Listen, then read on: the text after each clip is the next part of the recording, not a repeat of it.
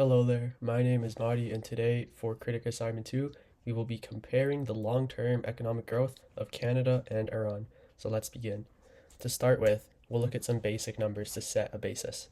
So Canada has a 2025 GDP with a PPI basis of $2.515 trillion and a per capita GDP of $63,931. Iran, on the other hand, has a GDP of $1.746 trillion and a per capita GDP of $17,103. So right off the bat, we can see although Canada's GDP isn't significantly higher than Iran, their per capita GDP is. Now let's delve into the reasons why.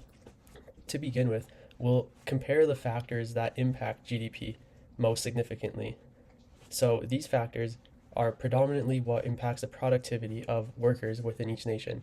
So in Canada, there is a very well established banking system which is modern and follows the northern nations' banking systems. Because of this, foreign investment is very easy and comes by quite often, and Canada has a well developed financial system so that Canadians can save.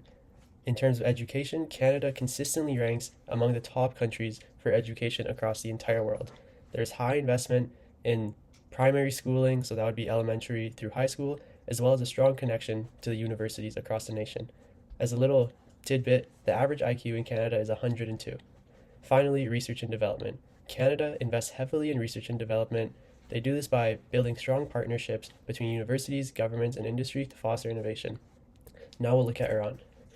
Iran, unfortunately, is not very interconnected financially with the rest of the world. Because of this, many of their banking systems are domestically created and managed and not interlinked across other nations.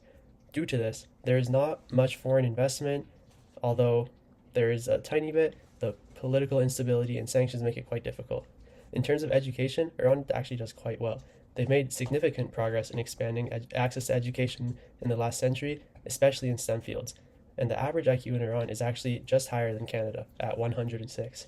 Finally, research and development. In Iran, research and development efforts are quite constrained by international sanctions and a resistance to working with Iranian universities and private sector. Now we'll look at a chart comparing the GDP growth of Canada and Iran. As you can see in the left diagram, Canada has had a pretty steady GDP growth annually from 2010 to 2020.